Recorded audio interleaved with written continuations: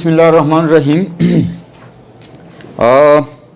Inorganic chemistry का कल हमने पीरियोडिक टेबल को डिस्कस किया था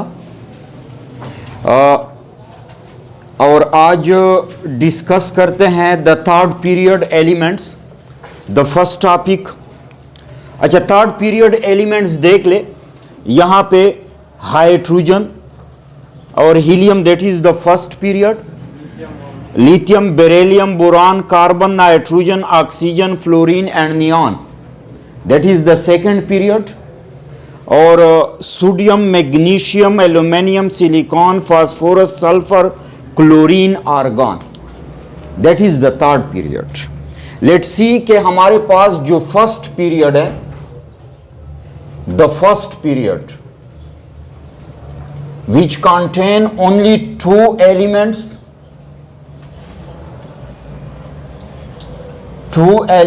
and that is the hydrogen and helium, and that is the shortest period in the periodic table। सिर्फ दो एलिमेंट्स हैं इसमें and therefore they are called the shortest period, the shortest period। और इसमें second period जो है और third period जो है, they have only 8 and 8 elements. इसमें सिर्फ और सिर्फ 8 एलिमेंट्स हैं and they have only having the normal elements. इसमें नॉर्मल एलिमेंट्स हैं या they are also called as a typical elements and they are also called as the representative elements। तीन नाम है normal elements, typical elements and representative elements. अच्छा, coming toward, चूंकि third period को हम डिस्कस करते हैं, तो coming toward the third period, और थर्ड पीरियड में कौन कौन से एलिमेंट्स हैं, उसका फिजिकल स्टेट और उसके दूसरे प्रॉपर्टीज को हम डिस्कस करते हैं। अच्छा, थर्ड पीरियड में सबसे पहला जो है that is the sodium, second element magnesium, aluminium, silicon, silicon के बाद phosphorus, sulphur, chlorine and that is the argon. These element sodium, magnesium, aluminium, silicon. Silicon को हम किस तरह लिखेंगे देख ले, दैट इज सिलिकॉन, सिलिकॉन। और सिलिकॉन के पीछे अगर ई लगा दिया like this, that is silicon, तो that is not the name of element. Silicon, this means the compounds of silicones, so compounds of silicon, और इसका एग्जैक्ट नेम जो है दैट इज द सिलिकॉन। इसके बाद फास्फोरस है, सल्फर, क्लोरीन एंड आर्गन। जहां पे भी हम इनऑर्गेनिक केमिस्ट्री में एलिमेंट्स के बारे में पढ़ते हैं तो सबसे ज्यादा इंपॉर्टेंट जो चीज है that is the electronic configuration. Electronic configuration ही असल में सारे फिजिकल प्रॉपर्टीज को कंट्रोल करते। तो एग्जैक्टली इलेक्ट्रॉनिक कॉन्फ़िगरेशन हमें पहले सीखना होगा। Without electronic configuration that will be difficult to understand the further physical properties of these element. तो let's coming toward the electronic configuration. तो इलेक्ट्रॉनिक कॉन्फ़िगरेशन में सबसे पहले है sodium, and sodium have 11 electrons। सिर्फ एक की हम करते हैं, बाकी को हम समझा देंगे with the reference to sodium। तो देख ले 11 इलेक्ट्रॉन्स हैं और 11 इलेक्ट्रॉन को अगर हम डिस्ट्रीब्यूट करते हैं तो it's electronic configuration is 1s2, that is 2s2 and that is 2p6। 2 + 2 4 + 6 10 बन गए। और इसके बाद आता है 3s1, 3s 1, यानी लास्ट शेल जो है ऑर्बिटल जो है दैट इज 3s1 और उसमें एक इलेक्ट्रॉन है। तो इसका मतलब हो गया कि sodium is the s block element, sodium s block element. एक तरीका यह है इलेक्ट्रॉनिक कॉन्फ़िगरेशन का। सेकंड मेथड जो है इलेक्ट्रॉनिक कॉन्फ़िगरेशन का, अब देख ले, लिथियम बेरिलियम बोरान कार्बन से शुरू करें and the last one is the neon. और नियॉन में टोटल कितने इलेक्ट्रॉन्स आते हैं? 10 इलेक्ट्रॉन आते हैं। नियॉन के बाद सोडियम शुरू हो जाता है जिसमें 11 इलेक्ट्रॉन, यानी नियॉन से एक इलेक्ट्रॉन ज्यादा। तो जनरली इस इलेक्ट्रॉनिक कॉन्फ़िगरेशन को हम यूं लिख सकते हैं कि अगर हम नियॉन को ब्रैकेट में बंद कर दे which will hold the 10 electrons, जिसमें 10 इलेक्ट्रॉन आ जाए। अब चूंकि सोडियम में कितने इलेक्ट्रॉन है? टोटल 11 है, यानी एक इलेक्ट्रॉन और भी ज्यादा हो जाता है। तो देख ले, यानी अगर हम कह दे कि ये this is the neon configuration, ये नियॉन का इलेक्ट्रॉनिक कॉन्फ़िगरेशन, नियॉन का हम यू लिख देंगे, यानी नियॉन का 2p6 पे खत्म हो जाएगा इलेक्ट्रॉनिक कॉन्फ़िगरेशन। तो अगर सोडियम के लिए हम इलेक्ट्रॉनिक कॉन्फ़िगरेशन लिख देते हैं तो दैट इज फॉर नियॉन, ये नियॉन की तरह हो गया, लेकिन सोडियम का एक ज्यादा है। इसके बाद हम लिख देंगे कामा 3s1, 3s1।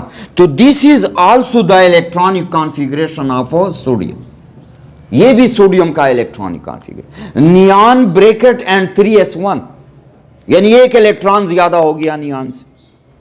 अच्छा, अब देख ले, नियॉन के बाद द सेकंड इज मैग्नीशियम, और मैग्नीशियम में 11, इसके बाद 12 इलेक्ट्रॉन शुरू हो जाते हैं। तो बिल्कुल वही इलेक्ट्रॉनिक कॉन्फ़िगरेशन होगा, will be the same 1s2 2s2 2p6, लेकिन यहां पे हो जाएगा 3s2 हो जाएगा, यानी एक इलेक्ट्रॉन ज्यादा हो जाएगा। Coming toward the neon, neon 10 electron करेगा and this will be 3s2, यानी सिंपल हो गया मजीद। अच्छा, अब देख ले, एल्यूमिनियम, एल्यूमिनियम में 13 इलेक्ट्रॉन्स है, क्या हो जाएगा? ये 3 तो कंप्लीट हो गया, यानी यहां तक कंप्लीट हो गया। 3 के बाद शुरू हो जाता है 3p शुरू हो जाता, और वो जो 13वां इलेक्ट्रॉन है that will be in the 3p and this will B 3p1, 3p1। बाकी 3s2 तक यहां पे आ जाएगा। चलो लिख दे, ये हो जाएगा 1s2, that is 2s2, that is 2p6, that is 3s2, और 3s2 के बाद 3p1 हो जाएगा, 13 हो जाएगा। अब इसको हम नियॉन की शक्ल में किस तरह लिखेंगे? देख ले, नियॉन ने 10 इलेक्ट्रॉन ले लिए, इसके बाद 3s2 12 हो गए, और इसके बाद 3s1 that is 13 हो गए। एंड सिमिलरली अब देख ले, आसान हो गया, नियॉन के बाद सिलिकॉन है, सिलिकॉन में 14 इलेक्ट्रॉन है, 14 में इसका लास्ट वन हो जाएगा 3p1 की बजाय यहां पे एक और चला जाएगा, 3p2 हो जाएगा। अगर नियॉन की शक्ल में लिखेंगे तो ये हो जाएगा that is neon, that is neon, और इसके बाद नियॉन के बाद 3s2 दैट इज 3p2 हो जाएगा, 3p2 हो जाएगा। सिलिकॉन के बाद है फास्फोरस, फास्फोरस में कितने इलेक्ट्रॉन है? 15 इलेक्ट्रॉन है, 15 ये हो जाएगा 3p3 हो जाएगा, 3p3 हो जाएगा, और नियॉन ये भी 3p3 हो जाएगा।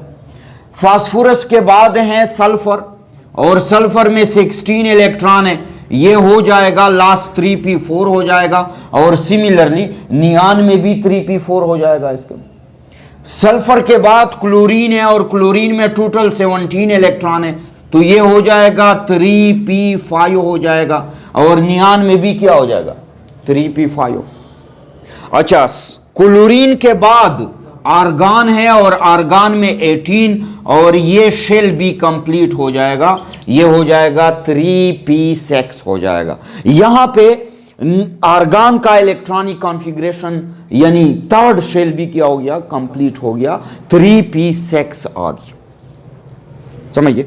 और नियान का अपना इलेक्ट्रॉनिक, आर्गान का अपना इलेक्ट्रॉनिक कॉन्फ़िगरेशन होगा। आर्गान के बाद यहां पे पोटाशियम शुरू हो जाता है। अब पोटाशियम का आर्गान से हम शुरू करेंगे, जिस तरह के हमने सोडियम से नियान से शुरू कर दिया, और पोटाशियम से फिर हम आर्गान में शुरू करेंगे। तो that is the electronic configuration of third period.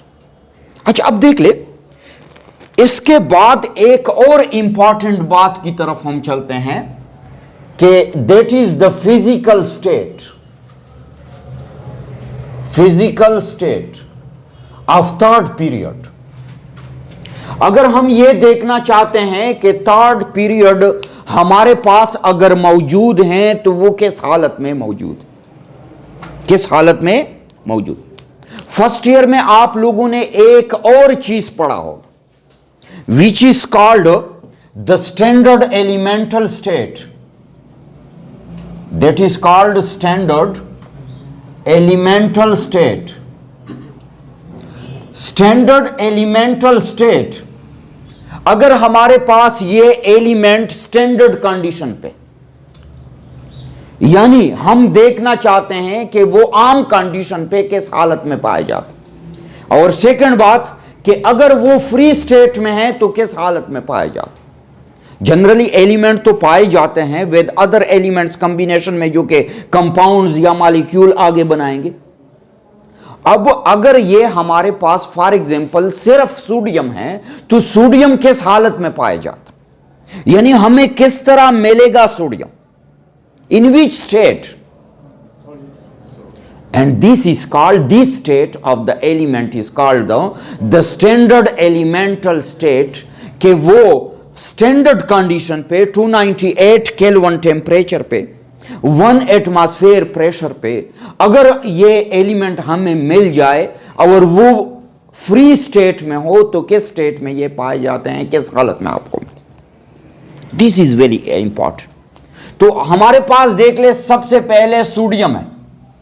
Sodium हमारे पास मिलता है सॉलिड स्टेट में मिलता है। किस हालत में मिलता है? सॉलिड स्टेट में मिलता है। और जनरली इसको हम रिप्रेजेंट करते हैं सोडियम, एंड नीचे छोटा लिख देते हैं S. S means solid state में मिलता है। और देख ले, सोडियम सॉलिड स्टेट में मिलता है, लेकिन सारे सोडियम आपस में अटैच होते हैं bye means of metallic bond. Metallic bond में की शक्ल में मौजूद। मेटालिक बॉन्ड, फॉर एग्जाम्पल अगर ये हमारे पास सोडियम है तो all the sodium will be attach with each other by means of metallic bond. Metallic bond के जरिए आपस में अटैच होंगे। किस बॉन्ड से? मेटालिक बॉन्ड से। और ये this is for example that is the block of sodium solid. अगर ये हमारे पास सोडियम सॉलिड हैं, सोडियम हमारे पास लैब में मिलते हैं, लेकिन सोडियम को सॉलिड, सॉफ्ट सॉलिड की हालत में मिलता है, and that will be in kerosene oil या in other non reactive oil, उसमें रख देते। क्यों? क्योंकि सोडियम की रिएक्टिविटी बहुत ज्यादा है और उसको हम फ्रीली नहीं रख सकते हैं, because this can attack by atmospheric oxygen और एटमॉस्फेरिक मॉइस्चर यानी water, and soon the sodium will be converted into their oxides or into their hydroxide। तो हम सोडियम को अकेला नहीं रख सकते हैं, सोडियम हम केरोसिन ऑयल में रखते हैं। सिमिलरली सोडियम के बाद चूंकि मैग्नीशियम है और एल्यूमिनियम है, दोनों ये सॉलिड स्टेट में मिलते हैं। मैग्नीशियम हमारे पास that will standard condition solid में होगा, और एल्यूमिनियम भी हमारे पास स्टैंडर्ड कंडीशन सॉलिड में होगा, and they are also attach with each other by means of metallic bond. इसके अंदर भी मेटालिक बॉन्ड पाया जाता है, लेकिन इसको हम केरोसिन ऑयल में नहीं रख देते क्योंकि ये इतने ज्यादा रिएक्टिव मेटल्स नहीं हैं। आगे बात करेंगे कि ये क्यों ज्यादा रिएक्टिव हैं, हर एक की बात करेंगे कि हर एक एलिमेंट की रिएक्टिविटी किस पे डिपेंड करता है, फलाना रिएक्टिव क्यों है और फलाना इतना रिएक्टिव क्यों नहीं। तो दैट इज द अच्छा, इसके बाद coming toward the silicon, silicon that is in form of silicon standard condition में also exist in solid state, ये solid state में पाया जाता है। और इसके बाद silicon is also a networking solid, silicon is networking solid है। और networking solid आप लोगों ने फर्स्ट ईयर में पढ़ा होगा, networking solid, नेटवर्किंग सॉलिड वो सॉलिड जो एक दूसरे के साथ कंटिन्यूअसली अटैच, कोई ब्रेक थ्रो उसमें नहीं, कोई सिंगल मॉलिक्यूल की स्टेट में नहीं। सिलिकॉन हमारे पास सिंगल मॉलिक्यूलर स्टेट में नहीं है, हालांकि सॉलिड स्टेट में पाया जाता है, लेकिन नेटवर्किंग स्टेट में पाया जाता है। और नेटवर्किंग स्टेट में जो कोई पाया जाता है that is called giant structures कहते हैं इसको। और giant structure means continuous structures में पाया जाता, कंटिन्यूअस स्ट्रक्चर में पाया जाता। अब देख ले कंटिन्यूअस स्ट्रक्चर किस तरह बनाता है। एक सिलिकॉन्स मजीद 4 सिलिकॉन के साथ टेट्राहेड्रल स्ट्रक्चर बना देता, टेट्राहेड्रल स्ट्रक्चर, समझिए। लेकिन दैट इज SI4 हम नहीं लिख सकते, क्योंकि यह स्ट्रक्चर यहां पे खत्म नहीं होता, दैट इज कंटिन्यूड, ये कंटिन्यूड है। ये सिलिकॉन मजीद टेट्राहेड्रल स्ट्रक्चर बनाएगा विथ 4 अदर सिलिकॉन, ये भी मजीद 4 सिलिकॉन के साथ एक और स्ट्रक्चर, ये मजीद टेट्राहेड्रल और स्ट्रक्चर, जिस तरह के बिल्कुल exactly the same man structure which is in diamond. Diamond में देखा होगा आप लोगों ने, tetrahedral unit attach with other tetrahedral unit, with other 4 tetrahedral unit. The 4 tetrahedral units are again attached with 4 other tetrahedral units, and there is the simply multiplication of tetrahedral units. Bar bar multiply हो रहा है। और इसके अंदर एक खास बात यह है कि only the covalent bond exist, कोई दूसरा बॉन्ड नहीं, क्योंकि नेटवर्किंग स्ट्रक्चर में या जेंट स्ट्रक्चर्स में एक किस्म का बॉन्ड बार बार रिपीट होगा, no other type of bond, कोई और बॉन्ड नहीं होगा, एक किस्म का बॉन्ड रिपीट हो। तो वो सॉलिड्स हमारे पास नेटवर्किंग बना सकते हैं या जेंट स्ट्रक्चर बना सकते हैं जिसका कोई मॉलिक्यूलर फार्मूला ना हो, यानी सिंगल मॉलिक्यूल में एग्जिस्ट नहीं कर सकता हो, समझिए, और जिसमें सिर्फ और सिर्फ एक किस्म का बॉन्ड रिपीट हो। एक किस्म का बॉन्ड हमारे पास जरूरी नहीं है कि सिर्फ कोवेलेंट बॉन्ड हो, मे बी आयनिक बॉन्ड भी रिपीट हो सकता है, लेकिन तारोली आयनिक बॉन्ड रिपीट हो, समझिए। एक बात और कि नेटवर्किंग सॉलिड या जेंट स्ट्रक्चर का हमारे पास मॉलिक्यूलर फार्मूला नहीं होता, मॉलिक्यूलर फार्मूला नहीं होता, अलबत्ता उसका फार्मूला यूनिट होता, they will have formula unit. और फार्मूला यूनिट सिलिकॉन का simply that is written as silicon solid. इसमें एक मॉलिक्यूल तो कहीं पे भी नहीं है, रिपीटिंग स्ट्रक्चर है, हम एक मॉलिक्यूल तो नहीं लिख सकते ना, तो that is called the giant structure. तो सिलिकॉन जेंट स्ट्रक्चर है या नेटवर्किंग स्टेट में पाया जाता। अच्छा, इसके बाद सिलिकॉन के बाद coming toward the phosphorus. Phosphorus is not the giant structure, phosphorus giant structure नहीं है, हालांकि फास्फोरस पाया जाता है सॉलिड स्टेट में पाया जाता है, और उसका फ्री एलिमेंटल स्टेट हम लिख देते हैं that is P4 solid, that is P4 solid. P4 solid का, अच्छा, फास्फोरस सॉलिड है, that is not networking solid, ये नेटवर्किंग नहीं है, that is not the giant structure, ये गेंट स्ट्रक्चर भी नहीं है, गेंट स्ट्रक्चर भी नहीं है, that have the molecular formula, इसका मॉलिक्यूलर फार्मूला भी है, and that is P4 means के एक मॉलिक्यूल ये आपस में बना सकते हैं, और इसके अंदर सिर्फ एक किस्म का बॉन्डिंग नेचर नहीं है, that have two type of bonding nature. किस तरह bonding, two type bonding nature लगता है? फॉर एग्जांपल हमारे पास P4 4 फास्फोरस आपस में अटैच होके टेट्राहेड्रल स्ट्रक्चर बना लेते हैं। कौन सा स्ट्रक्चर बना लेते हैं? टेट्राहेड्रल स्ट्रक्चर बना। एक टेट्राहेड्रल स्ट्रक्चर दूसरे टेट्राहेड्रल स्ट्रक्चर के साथ मिलता है, but not by covalent bond but by van der Waals forces, London dispersion forces से मिलता है। लेट्स सी, ये एक टेट्राहेड्रल स्ट्रक्चर हो गया, द सेकेंड टेट्राहेड्रल स्ट्रक्चर हो गया like this is the second and so on, third fourth fifth, आगे भी बनेंगे टेट्राहेड्रल स्ट्रक्चर। लेकिन ये टेट्राहेड्रल स्ट्रक्चर ये इस टेट्राहेड्रल स्ट्रक्चर के साथ अटैच होगा bye van der Waals forces. ये वैन डर वाल फोर्सेस के जरिए आपस में अटैचमेंट होगा, नॉट बाय कोवेलेंट बॉन्ड। अब देख ले, सॉलिड है, बेशक सॉलिड है, फास्फोरस सॉलिड स्ट्रक्चर में मिलता है, लेकिन कंटिन्यूटी नहीं है इसके स्ट्रक्चर। एक ब्रेक थ्रू आ जाता है दरमियान। ब्रेक थ्रू किस तरह आ जाता है? लेट्स सी, यहां पे ब्रेक थ्रू नहीं था, कंटिन्यूसली कोवेलेंट बॉन्ड रिपीट हो रहा। यहां पे पहले एक मॉलिक्यूल बन जाता है, ब्रेक थ्रू आ गई, दूसरा मॉलिक्यूल बन जाता है, एक ब्रेक थ्रू आ गई।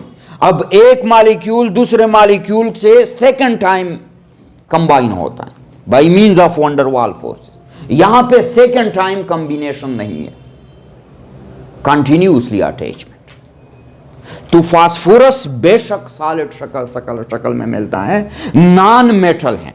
देख ले, सिलिकॉन के बारे में हमने कहा था कि दैट इज मेटेलाइट, ये मेटेलाइट है, लेकिन फास्फोरस जो हैं ये सॉलिड हैं and clear cut non metal है, क्लियर कट नॉन मेटल है। चलो बात करते हैं आगे के ये नॉन मेटल क्यों बन गया, सिलिकॉन मेटलाइट क्यों बन गया, समझिए। अच्छा, इसके बाद कमिंग टुवर्ड फास्फोरस के बाद है सल्फर, द सल्फर।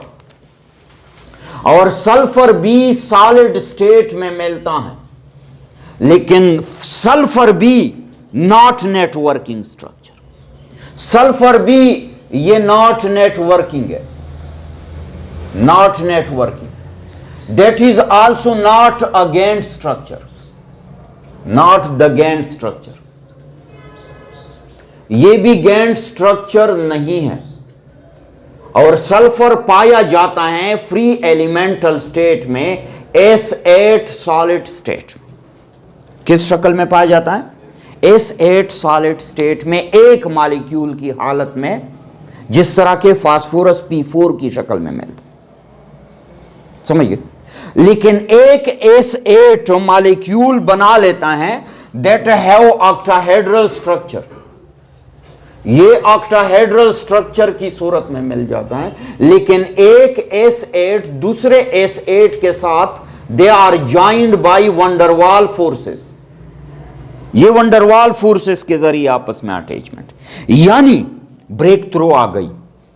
अब ब्रेक थ्रू आ गई तो उसकी कंटिन्यूटी ब्रेकअप हो गई, और जब कंटिन्यूटी किसी सॉलिड के अंदर ब्रेकअप हो जाती है तो उसको हम कहते हैं कि ये नेटवर्किंग नहीं है, नेटवर्किंग ब्रेक हो जाता, समझिए। अब S8 आपस में एक दूसरे के साथ मिलेंगे, लेकिन करोड़ों की तादाद में, लाखों की तादाद में, depending upon the size of sulphur के। कितना सल्फर, जितना बड़ा गोला हो जाता है, यानी जितना ज्यादा मास होता है, जाहिर सी बात है कि उतने ज्यादा मॉलिक्यूल आपस में अटैच होंगे। And sulphur is also a non metal, ये भी एक नॉन मेटल है, नॉन मेटल है। सल्फर के बाद है क्लोरीन। क्लोरीन तो आप लोगों को पता होगा कि क्लोरीन Cl, क्लोरीन पाया जाता है Cl2 गैस की शक्ल। Cl2 एक मॉलिक्यूल पाया जाता ये, लेकिन ये है गैस।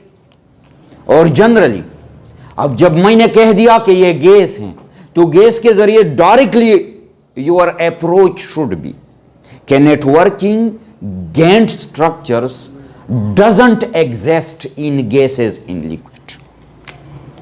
ये फिनामिना जो हैं, जो हमने सिलिकॉन में पढ़ लिया, ये फिनामिना गैस और लिक्विड में एग्जिस्ट नहीं करता। और जब ये नहीं करता तो इसका मतलब होगा कि सिलिकॉन जो हमारे पास हैं ये सिंगल मॉलिक्यूल Cl2 की शक्ल में पाया जाता है, सिंगल मॉलिक्यूल।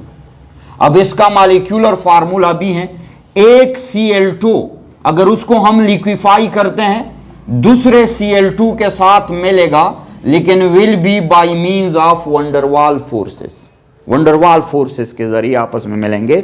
अगर ये गैस हालत में आप रहने देते हैं, स्टैंडर्ड एलिमेंटल स्टेट इसका गैस स्टेट, क्या है, गैसियस स्टेट। हां, इसको हम लिक्विफाई कर सकते हैं तो ये लिक्विड की स्टेट में होगा, but this will be in generally normal state पे, ये स्टैंडर्ड एलिमेंटल स्टेट पे ये गैस में। तो that is generally the physical state. जो भी एलिमेंट आप पढ़ते हैं, एलिमेंट का फिजिकल स्टेट ज्यादा इंपॉर्टेंट होता है कि उसके बारे में आप लोगों को इल्म हो को वो किस हालत में पाया जाता है। यहां से सारे स्टडी के दरवाजे खुलते हैं, द फिजिकल स्टेट से खुलते। अच्छा, let's going toward the other property and that is the trend in atomic radius.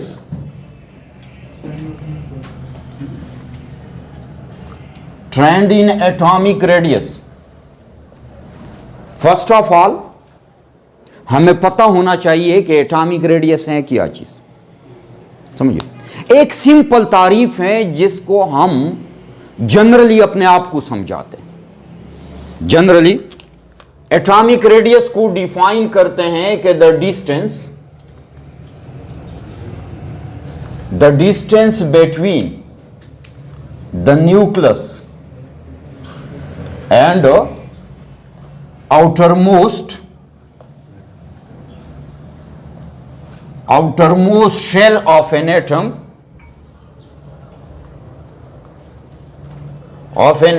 is called atomic radius, is called atomic radius। एक सादा सी जुबान में, लेकिन ये that is not the exact value, ये एग्जैक्ट नहीं है, ये सिर्फ हम अपने आप को समझाते हैं इस डिफिनीशन। यानी कहते हैं कि अगर हमारे पास एक एटम है जिसका एक पॉजिटिव न्यूक्लियस है और उसमें कुछ शेल्स हैं, तो इस पॉजिटिव न्यूक्लियस से लेके आउटरमोस्ट शेल तक ये डिस्टेंस जो है that is called the atomic radius. और आप लोगों ने पढ़ा था कि atomic radius was calculated by Bohr in Bohr atomic model. और ये रेडियस ये बोहर ने कैलकुलेट किया था इन बोहर मॉडल में कैलकुलेट किया था। लेकिन हमारे पास फार्मूला भी है, लेकिन बोहर ने कैलकुलेट किया था atomic radius, but that is only correct for the hydrogen only.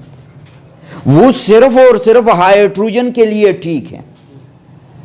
यानी यूं कह दे कि ये डिफिनीशन बोहर जमाने की डिफिनीशन, और बोहर ने कैलकुलेट कर दिया the simplest element atomic radius and that was hydrogen. Hydrogen आ गया। हाइड्रोजन के बाद जब हायर एलिमेंट्स आ गए, देख ले पीरियोडिक टेबल देख ले, जिसमें पी डी एफ ऑर्बिटल्स आ गए, तो एन ऑर्बिटल्स के आने से यानी एक एटम में इलेक्ट्रॉन की ज्यादा होने की वजह से और फिनोमिना ने भी सर उठाना शुरू कर दिया। एटॉमिक साइज इलेक्ट्रॉन इंक्रीज के साथ डिक्रीज होने लगी। यानी एटॉमिक साइज जिस तरह हम कंसीडर कर रहे थे कि शेल ज्यादा हो रहे हैं, तो हमारे पास साइज भी बढ़ रहा है, लेकिन कुछ एलिमेंट्स में शेल के ज्यादा होने से एटम का साइज बढ़ नहीं रहा था, बल्कि क्या हो रहा था, उल्टा कम हो रहा था, उल्टा कम हो रहा था लड़दा दरोजा दमरा वेरबान का फिलहाल तक चे ब्याह रोशा ब्याह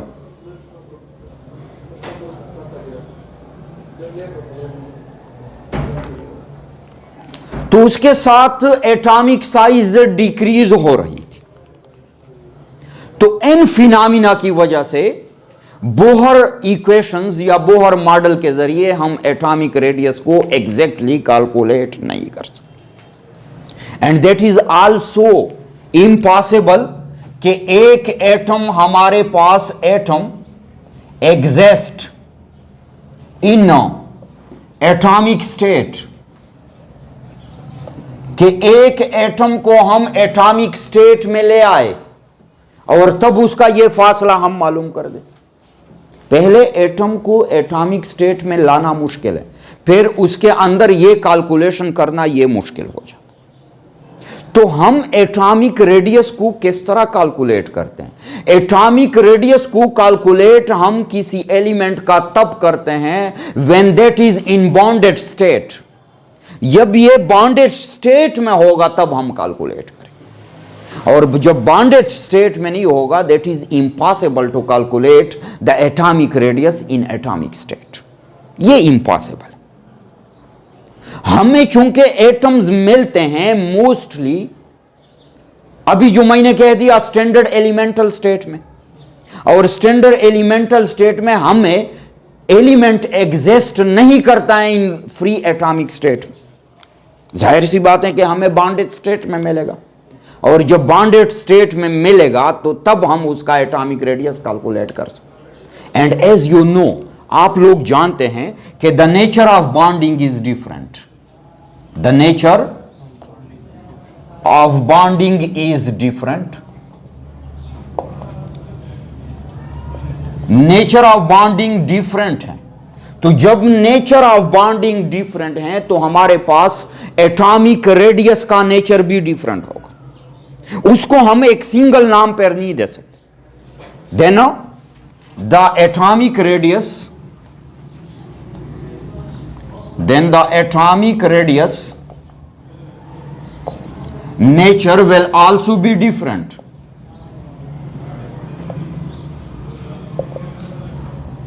ये डिफरेंट होगा, सो they are generally specified by their names. तो उसको उनके नाम्स के लिहाज से हम स्पेसिफाई करेंगे कि ये कौन सा रेडियस होगा। समझ गए? जनरली आप लोग जानते हैं कि एक हमारे पास बॉन्ड नेचर मिलता है, that is called covalent bond. That is called covalent bond. Number 1 covalent bond. अगर दो एटम्स आपस में कोवेलेंटली बॉन्डेड हो, आपस में कोवेलेंटली बॉन्डेड हो, तो देख ले एक एटम के न्यूक्लियस से लेके दूसरे न्यूक्लियस तक इस फासले को हम कहते हैं बॉन्ड लेंथ कहते हैं। क्या कहते हैं? बॉन्ड लेंथ कहते हैं। If they are same atoms, जाहिर सी बात है कि जब हम एटॉमिक रेडियस कैलकुलेट करेंगे तो this atom must be same. ये दोनों सेम होंगे। जिस तरह के for example hydrogen to hydrogen हो, जिस तरह के हाइड्रोजन टू हाइड्रोजन हो, और ये हो भी सिंगल बॉन्ड। सेकंड ऑप्शन होगा सिंगल बॉन्ड होगा, डबल बॉन्ड नहीं होगा। डबल बॉन्ड होगा तो वो बॉन्ड लेंथ पे फर्क डालता, डबल बॉन्ड पे बॉन्ड लेंथ पे फर्क डालता, तो सिंगल बॉन्ड होगा और सेम एटम के दरमियान होगा। टोटल ये फासला नाप ले एंड डिवाइडेड बाई 2, यानी this divided by 2 is equal to the radius. ये रेडियस के बराबर होगा। समझिए? And this atomic radius will be called covalent radii या covalent radius. That would be called as a covalent radius के वही atomic radius है, लेकिन इसके साथ हमने कोवेलेंट इसलिए इस्तेमाल किया क्योंकि जब इसकी मेजरमेंट हो रही थी दैट टाइम इसके दरमियान कोवेलेंट बॉन्ड था। तब हमने इसकी मेजरमेंट कर दी। समझिए, अगर फॉर एग्जांपल नंबर सेकंड, दो एटम के दरमियान कोई आयनिक बॉन्ड हो, if there is ionic bond, और उसका फासला हम मालूम कर दे, यानी उस वक्त उसका हम रेडियस मालूम कर दे, that will be called as a ionic radius, that will be called as a ionic radius. लेकिन आयनिक रेडियस के अंदर चूंकि आप लोग जानते हैं कि there will be ions, ions होंगे, तो that is also called ionic radius. Ionic bond बना होगा तो जरूरी बात है कि आयनिक बॉन्ड तो आयंस के दरमियान बनता है, तो एक्चुअली वो जो डिस्टेंस होगा that will be between the ions, ions के दरमियान होगा। Therefore ionic radius is also called ionic radius is also called यानी cationic radius या anionic radius ये होगा। अच्छा, इसके बाद एक थर्ड टाइप का बॉन्ड है which is called metallic bond। Metallic bond जिस तरह के सोडियम के दरमियान था, और जब इसके दौरान हम एटॉमिक रेडियस को कैलकुलेट करते हैं तो इस रेडियस को हम कहते हैं मेटालिक रेडियस कहते हैं, मेटालिक रेडियस कहते हैं। और जब इसके दरमियान हो for example London dispersion forces हो या जनरली वंडरवाल फोर्सेस हो, तो वंडरवाल फोर्सेस के दरमियान, यानी वंडरवाल फोर्सेस, तो यहां पे जो रेडियस हम कैलकुलेट करते हैं that is called van der Waals radius. इसको हम क्या कहते हैं? वंडरवाल रेडियस कहते हैं। चलो देखते हैं हमारे पास थर्ड पीरियड एलिमेंट्स के कि उनके अंदर हम कौन कौन से रेडियस ले लेते हैं। थर्ड पीरियड हमारे पास है, देख ले, सोडियम है, मैग्नीशियम है, aluminium, silicon, sulphur, phosphorus and argon है। तो देख ले ये तीन जो हैं, चूंकि इसमें मेटालिक बॉन्ड पाया जाता है तो इसके रेडियस को हम कहते हैं मेटालिक रेडियस कहते हैं, that is called metallic radius कहते हैं। अच्छा, सिलिकॉन में देख ले, सिलिकॉन, सल्फर, फास्फोरस, क्लोरीन, इन तीनों के अंदर एटमों के दरमियान कौन सा बॉन्ड होता है? कोवेलेंट बॉन्ड होता है। तो इन तीनों का जो रेडियस होगा that will be called as a covalent radius. और एक आर्गन दूसरे आर्गन के साथ किस बॉन्ड से अटैच होगा? वंडरवाल फोर्सेस के जरिए अटैच होगा, तो इसका जो रेडियस होगा that will be called as a van der Waals radius, that will be called as a van der Waals radius. तो atomic radius, metallic radius, metallic के बाद ये चले जाते हैं कोवेलेंट रेडियस, और कोवेलेंट के बाद ये चले जाते हैं toward the van der Waals radius. Trend in the radius, atomic radius का ट्रेंड। अच्छा, अब देख ले, हम कहते हैं कि जब हम सोडियम से क्लोरीन की तरफ जाते हैं, from right toward the left going in the period, when we are going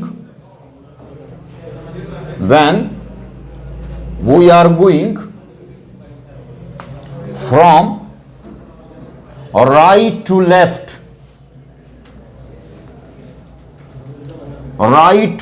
या यूं कह दे कि when we are going from sodium to chlorine, number of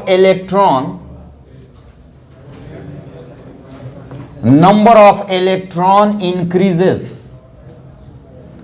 जिस तरह के इलेक्ट्रॉनिक कॉन्फ़िगरेशन में देख लिया आप लोगों ने कि एक एक इलेक्ट्रॉन जमा हो रहा था, but the shell was the same, but the shell was same, ये सेम था। कौन सा शेल सेम था? एक आया था S और S2 कंप्लीट हो गया, इसके बाद P शुरू हो गया, P1 से अप टू P6 चला गया। शेल सेम था, इलेक्ट्रॉन जमा हो रहे थे। और जब इलेक्ट्रॉन जमा हो रहे थे उसके साथ साथ एक एक प्रोटॉन भी न्यूक्लियस में जमा हो रहा था, and at the same time the number of proton also increases, proton increase हो रहे थे। और जब प्रोटॉन न्यूक्लियस में इंक्रीज हो रहे हैं, that is called the increase in nuclear charge, that is called increase in nuclear charge. Nuclear charge में इजाफा हो रहा था,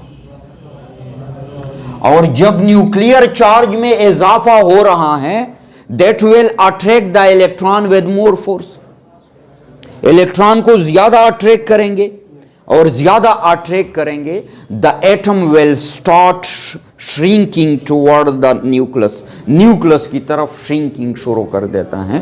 तो एटॉमिक रेडियस यानी एटॉमिक साइज डिक्रीजेस।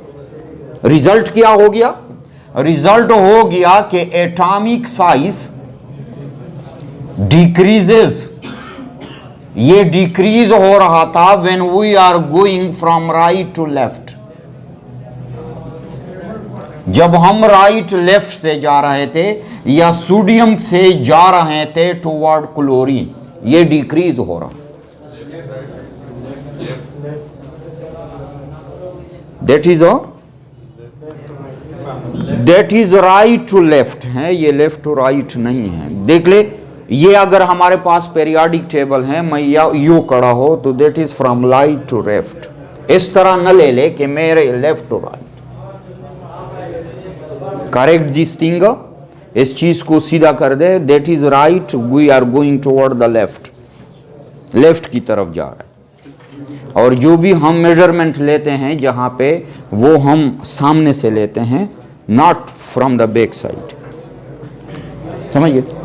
अच्छा, अब देख ले, लेकिन इसके बाद क्लोरीन के बाद चूंकि आर्गन आ जाता है, चूंकि आर्गन आ जाता है, और आर्गन का चूंकि वंडरवाल रेडियाई है, कहते हैं कि वंडरवाल रेडियाई चूंकि इतना मजबूत फोर्स नहीं है।